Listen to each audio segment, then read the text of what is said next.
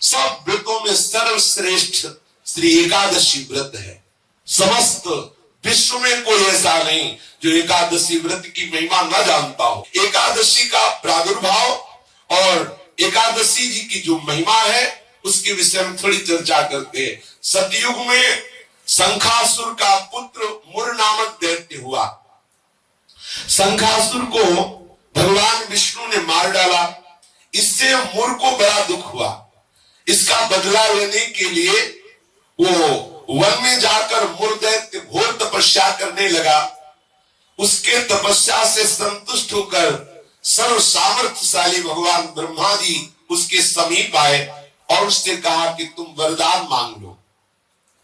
यह सुनकर मुर दैत्य बोला कि हे वरदाता नाथ, देवता, दैत्य, मुनि, मनुष्य, शिव, विष्णु और बड़े बड़े लोकपाल, दिक्पाल, जहां तक आपकी सृष्टि है, मुझे कोई समर में ना जीत सके ना कोई मार सके, ऐसा वरदान दीजिए। इतना उसने तप किया मुर दैत्य ने कि भगवान ब्रह्मा को विवश होकर के ऐसा ही हो तथास्तु, ऐसा ही हो कहना पड़ा। अब ब्रह्मा जी ऐसा कह करके अपने लोक को चले गए। अब जो असुर है वो वर पा करके बड़ा बलवान हो गया। जिस लोकपाल के पास जाता ललकार कर उसे परास्त कर देता, क्योंकि मर सकता नहीं। ब्रह्मा जी ने ऐसा वर दिया है। लोकपालों को जीतकर समस्त लोकों पर अपना उसने अधिकार कर लिया और समस्त लोकपालों के पद पर वो दैत्यों को नियुक्त करता।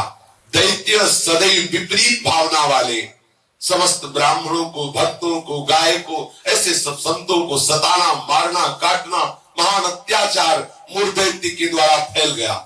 दुखी होकर के समस्त देवता भगवान शंकर जी के पास गए। भगवान शंकर जी सबको आश्वासन दिए, क्योंकि वो कल्याण स्वरूप है। जब जब कोई भारी विपत्ति पड़ती है तो समस्त देवता महादेव जी के पास जाते हैं, फिर महादेव जी उपाय बताते हैं।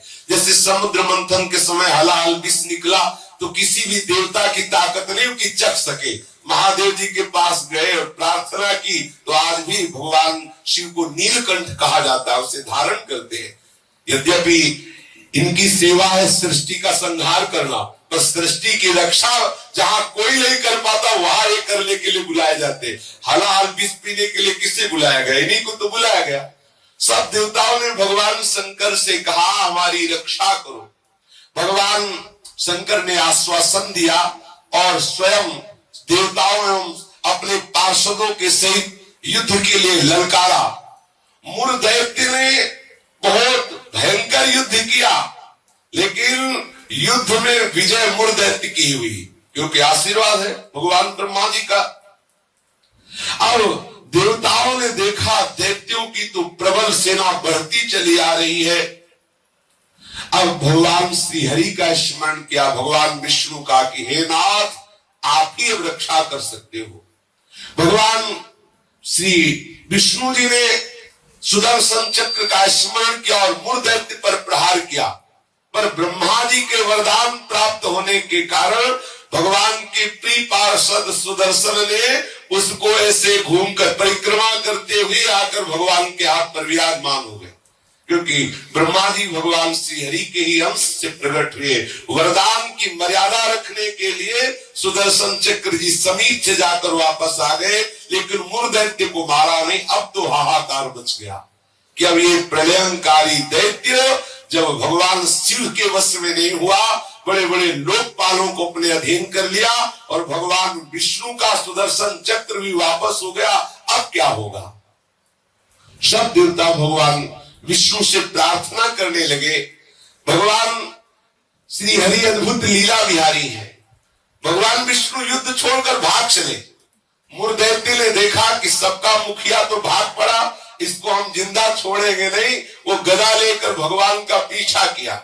मुर दैत्य ने भगवान भागकर बद्री का आश्रम में गए और एक बड़ी ही गहरी एकांती गुफा में जा छिपे और अत्यंत श्रमित हुए निद्रावश से प्रतीत होने लगे।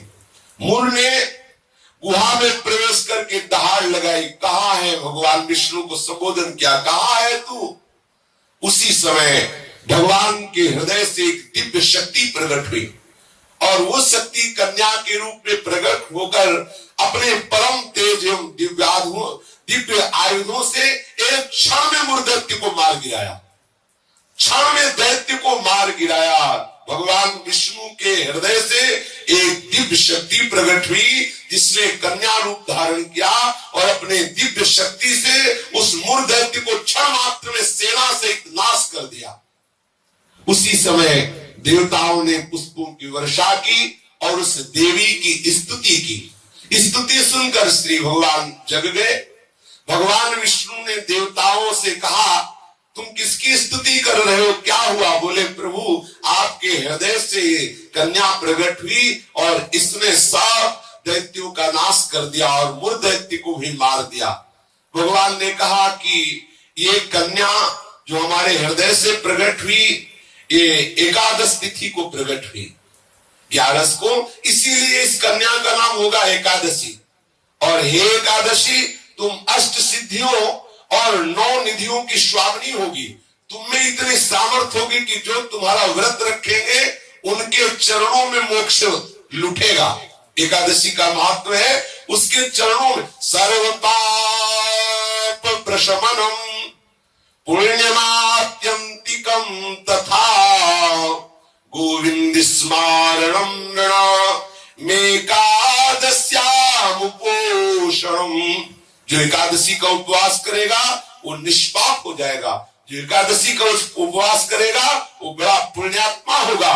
जो एकादशी का उपवास करेगा उसे गोविंद के चरणारविंद की भक्ति प्राप्त होगी। श्री भगवान विष्णु ने कहा, जो तुम्हारा व्रत करेगा वो चाहे स्त्री हो चाहे पुरुष हो, वो जो कामना करेगा उस कामना की पूर्ति हो जाएगी। यदि कोई कामना नहीं करेगा तो मेरी भक्ति प्राप्त हो जाएगी। एकादशी व्रत 3 दिनों के साध्य होने वाला बताया। 10वीं से व्रत का उपक्रम शुरू होता है और द्वादशी को उस व्रत का उपक्रम पूर्ण होता है। 10वीं के दिन एकादशी के पहले आस्यम मांसम मसूरान्नम चरकान क्रोधमास तथा साकम मधुपरान्नम च पुनर्भोजन मैथुने दशम्याम 10 वस्तूनि वर्जयेत् वैष्णवः सदा। जो एकादशी व्रत रहे उनको चाहिए कि 10वीं की तिथि में वो कांसे के पात्र में कुछ पावे ना, मसूर की दाल न पावे, कभी मांस का स्पर्श भी न करे, पाने की तो बात जाने दो, चना न पावे, कोदो न पावे, कोई साग न पावे और शहद न पावे और किसी दूसरे के द्वारा दिया हुआ भोजन न पावे और 2 बार भोजन न पावे और मैथुन न करे। ये 10वीं की तिथि में ऐसा नियम धारण करे। फिर द्वितीयां च निंदां च तांबूलम दंत धावनम परापवादम पैशून्यम स्तेयम हिंसा तथा रतिम कोपम हृणित वाक्यम च एकादश्याम विवर्जयेत्। अब एकादशी के दिन 10वीं के दिन ऐसे नियम से रहे कि कांस के पात्र में कुछ पावे ना, मसूर की दाल न पावे, मांस का स्पर्श भी न करे, चना न पावे, कोदो न पावे, कोई साग न पावे, शहद न पावे, दूसरे के द्वारा दिया हुआ कुछ न पावे और 10वीं को 1 बार भोजन करे, मैथुन क्रिया न करे। तब एकादशी के दिन ये नियम ले कि कभी जुआ ना खेले, ना किसी को खेलता हुआ देखे। एक बार दृष्टि पर जाए हटा ले, जैसे लोग ताश वगैरह खेलते।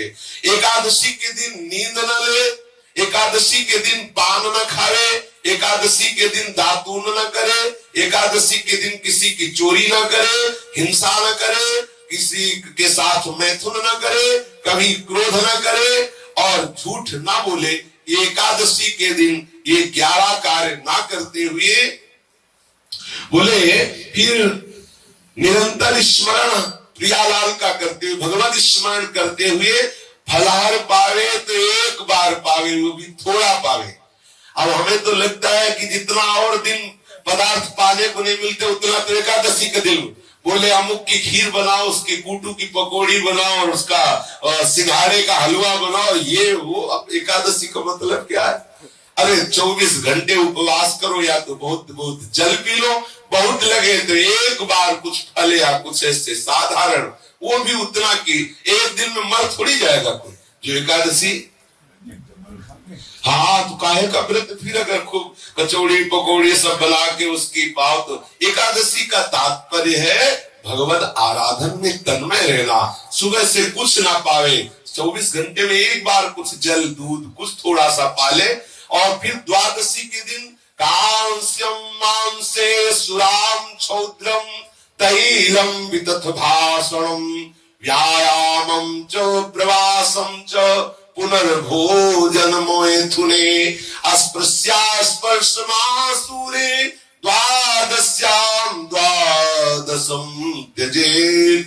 द्वादशी को भी कांसे के पात्र में भोजन न करे, मांस न स्पर्श करे, मदिरा न पीवे और शहद न पावे, तेल का बना पदार्थ न पावे, झूठ न बोले, कस के व्यायाम न करे, परदेश गमन न करे, दोबारा भोजन न करे, मैथुन न करे, जो स्पर्श करने योग्य नहीं उनका स्पर्श न करे, मसूर की दाल न खाए।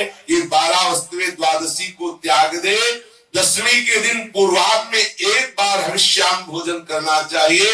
इसके बाद दशमी के दिन कुछ नहीं खाना पीना चाहिए। एकादशी के दिन ब्रह्म मुहूर्त में उठकर प्रातःकालीन कृत्य से निवृत्त होकर स्नान करके भगवत प्रसन्नता के उद्देश्य से व्रतोपवास का संकल्प लेकर संध्या तर्पण वंदन आदि जो भी गुरु प्रदत्त उपासना है या प्रियालाल की षोडोपचार विधि से पूजन करे, फिर प्रणाम नमस्कार आदि करे, रात्रि भर जागरण करे, कीर्तन करे।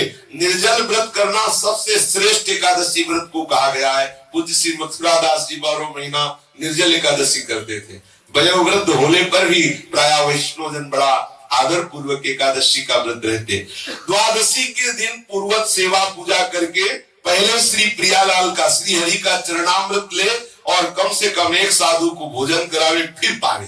ऐसा एकादशी का विधान है। और एकादशी का फल क्या है? पाप नष्ट हो जाते हैं, मोक्ष की प्राप्ति हो जाती है। यदि निष्काम रहे तो भगवत प्रसन्नता उसको प्राप्त होती है, मतलब भक्ति का वर्धन होता है।